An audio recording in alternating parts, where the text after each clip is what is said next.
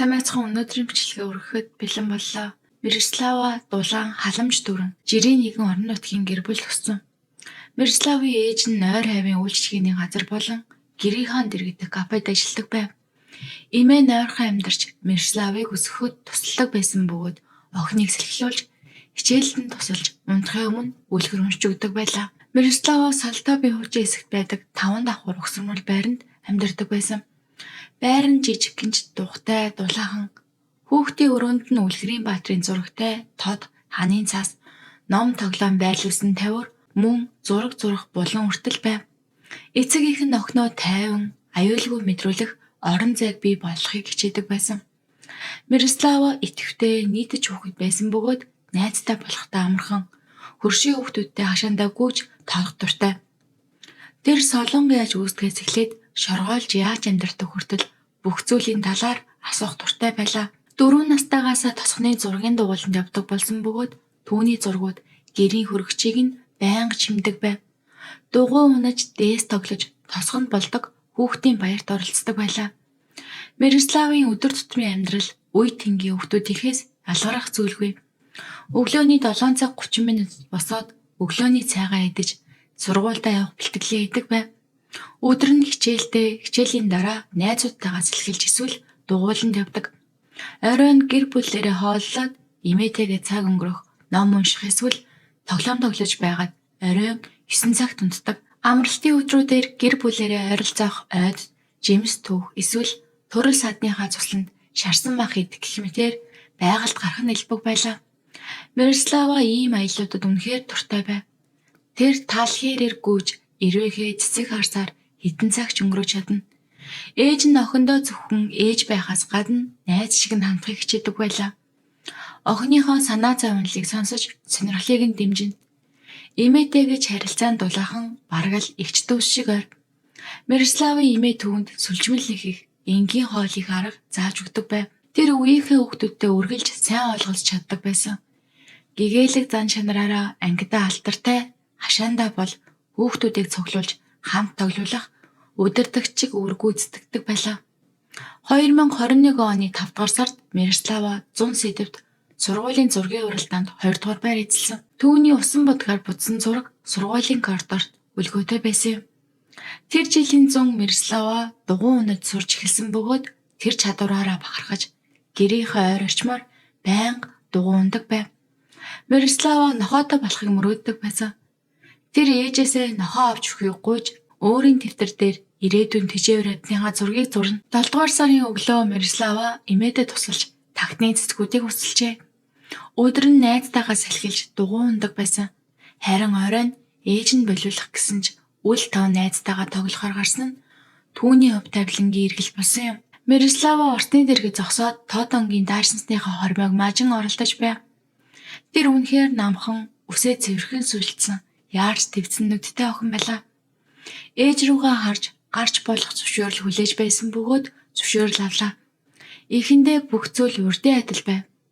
Мирослава найзтайгаа дугуй унаж инээлдэн маргаашийн төлөвлөгөөг ярилцаж байтал тэр үед нэг сүүдэр гарч ирлээ. Тэр сүүдрийн нэр Богдан байв.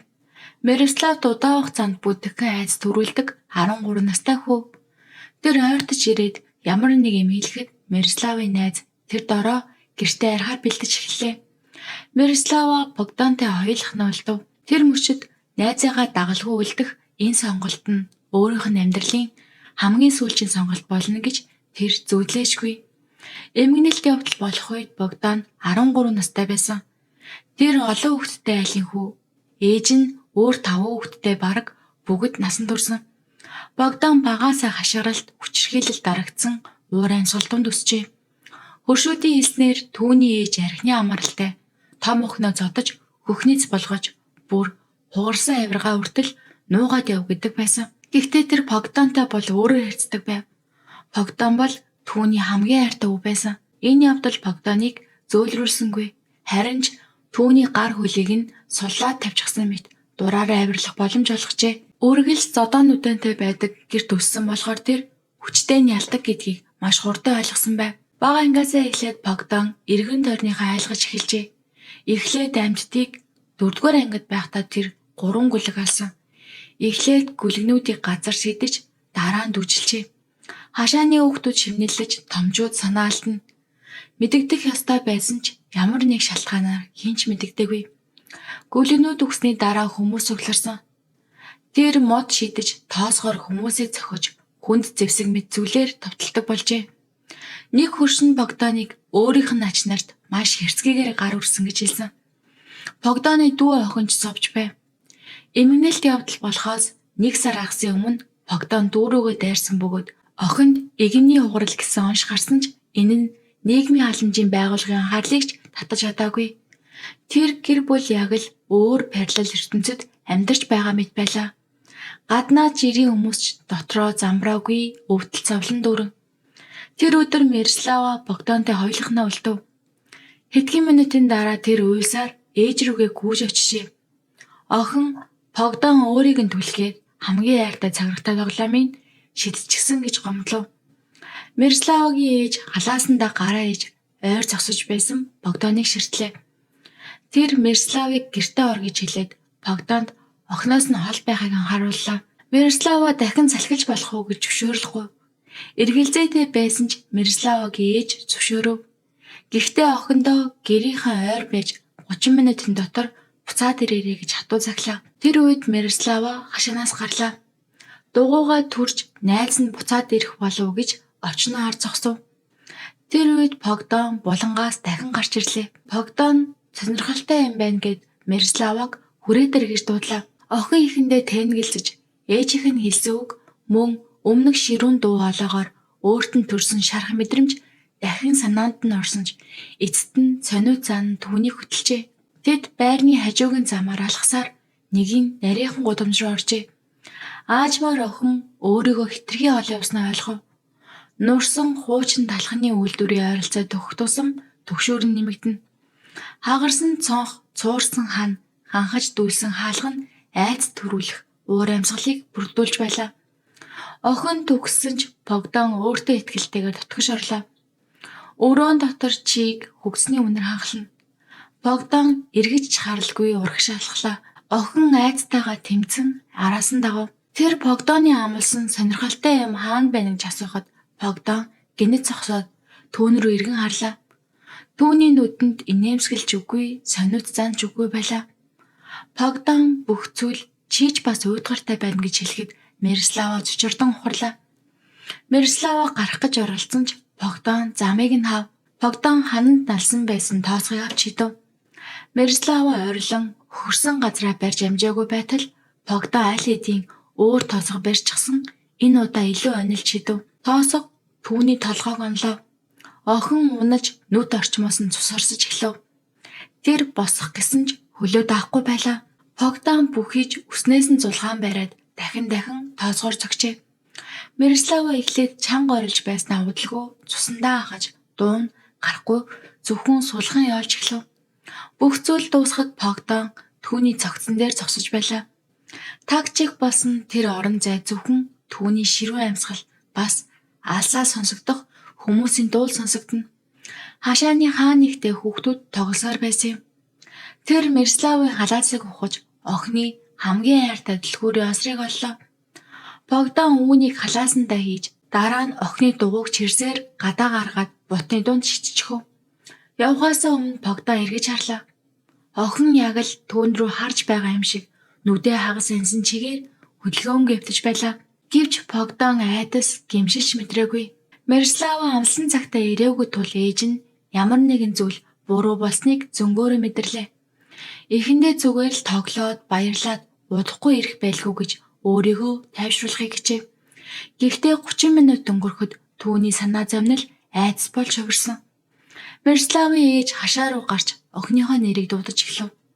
Түүний дуу айлуудын дундуур цуурайтсан ч ямар ч хариу байсангүй. Мирославын ээж хөршийн хүүхдүүд рүү харлаа. Мирославын нэг найз нь түүнийг 13 настай Богдантай хамт явсан гэж хэлв. Энэ мэдээг сонсоод Мирославын ээж хурдан арга хэмжээ авах хэрэгтэй гэж бодлоо. Оройн 6 цагт эцэг их нь албан ёсоор хүүхэд сурахгүй болсон тухай мэдэгдэл өглөө. Цагдаа нар газар дээр нэрж хөршүүдийг байцааж хашаа орчмыг нэгжиж эхлэв. Милано төрийн бус байгууллагын сайн дурынхан ч мөн шууд тайлтад нэгдлээ. Тэд тосгоныг нэг бүрчлэн самнахын тулд хэд хэдэн бүлэг хуваагдав. Эхний ээлжинд сайн дурынхан болон цагдаа нар Мирославын гэрээс 1 км доторх бүх хашаа, тоглоомын талбай, гараж, зойр гэд бүхнийг шалгасан. Тэд айл бүрийн хаалгыг төгшөж, тод өнгийн даашинзтай үсээ 2 боосоо охиныг харцын эсхийг асууж явлаа. Богдан хамгийн түрүүнд байцаагдсан хүмүүсийн нэг байсан. Тэр эхэндээ Мирослав хаана байгааг мэдэхгүй гэж хэлээд бүр хайлтад оролцож байсан ч түүний авир сэжиг төрүүлсэн. Гэрчүүдийн ярьснаар тэр хожим цогцолцсон эзгүй байшингаас хүмүүсийг өөр тийш нь хөтөлж анхаарлыг сарниулах гэж оролцсон байна. Эхний эдэн цагт ямар ч үр дүн гарахгүй байсан тул нутгийн иргэд нэмэгдэж, аврагчид нэмэгдэж оролцлоо. Тэд ай задгаа талбай, эзэнгүй байшингуудыг нэг бүршлэн самнав. Хэдэн цагийн хайлтын дараа Мирославын эд зүйлс алдсан байна. Энэ бол аимшиг дохио байлаа.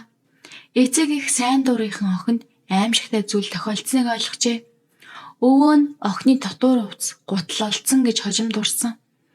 Тэгээд тэр мөчөд бүгд ямар нэг муу зүйл болсон гэдгийг ухаарсан байна. Эрэлж нохоо үнэр авч багийг хуучин эзгүй талхны үйлдвэрлэлүүд дагуулжээ. Тэр газар өмнө нь нэгэн чалгагдсан байсан ч харанхуу ороход төвөгтэй тул дор нь шууд орч чадаагүй байна. Шүн дунд өнгөрөх үеэр Мирославын цогцос тухайн барилгын нэг өрөөнөөс олтлоо. Түүний нүүр толгой маш их гэмтсэн байв.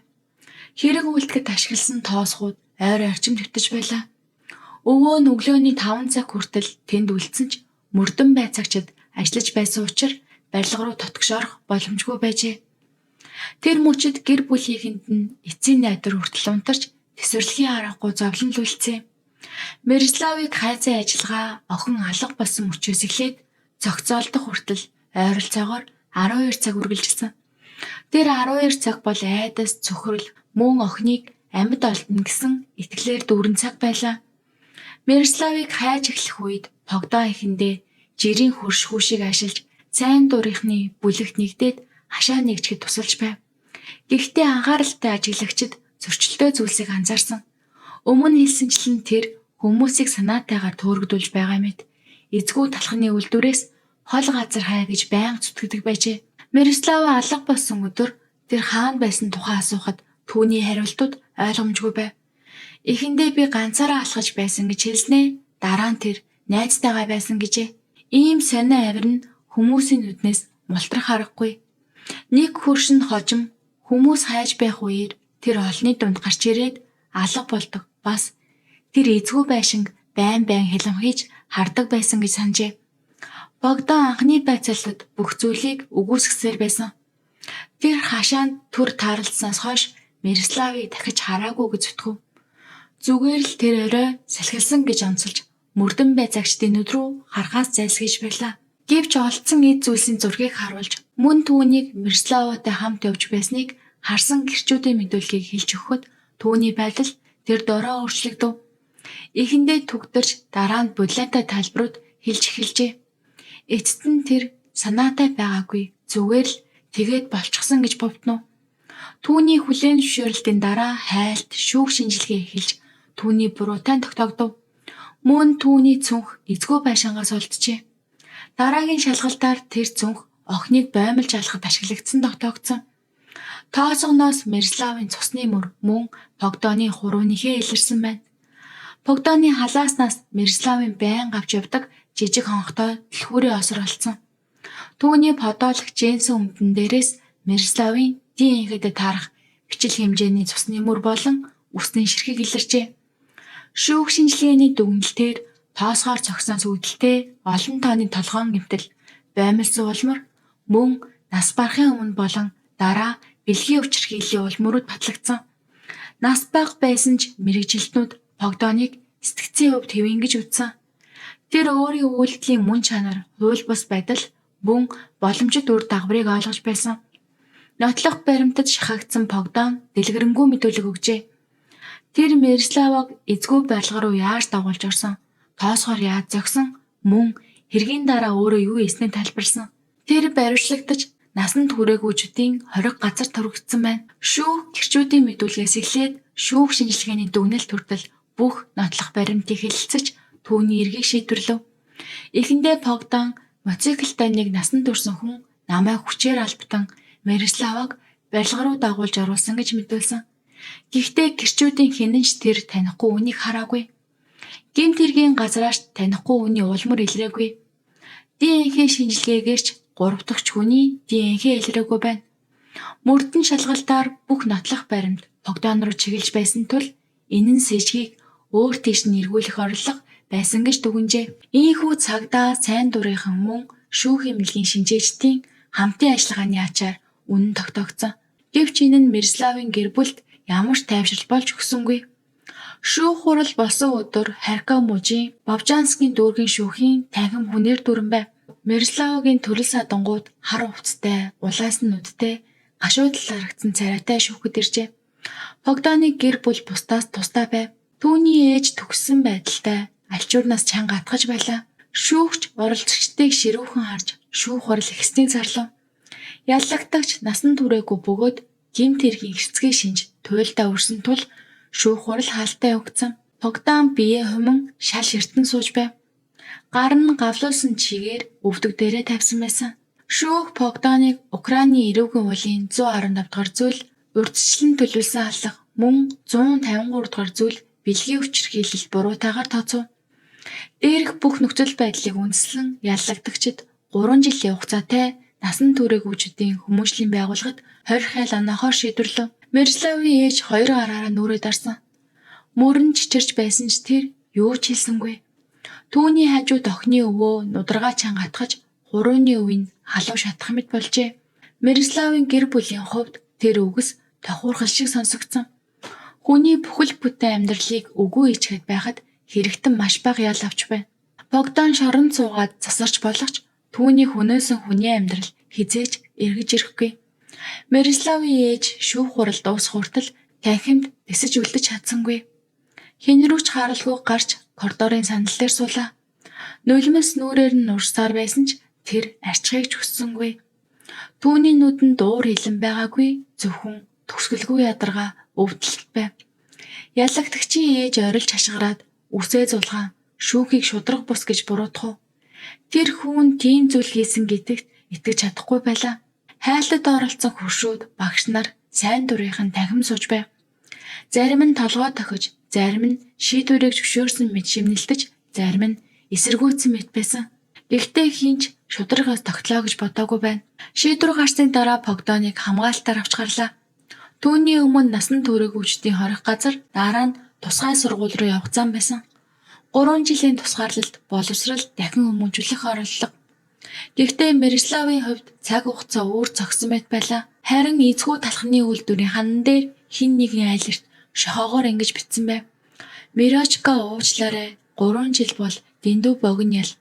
Ялангуяа хамгийн үнэтэй зүйлээ алдсан хүний хувьд бүрч тийм. Ямар ч шийтгэл хүүхдийг буцааж авчрахгүй. Харамсалтай нь Богданы өнөөгийн нөхцөл байдал эсвэл хаана байгаа талаар мэдээлэл алга. 3 жилийн ял ийм гэмт хэрэгт хитрхи хатуу шийтгэл гэж та бодож байна уу? Эсвэл цохих шийтгэл үү? Энэ бичлэгний доор сэтгэлдээ заавал бичиж. За ингээ өнөөдрийн бичлэг маань энэ өрөө дуусаж байна. Та бүхэнд бичлэг маань таалагдсан бол лайк сава заавал дараад өгөөрэй.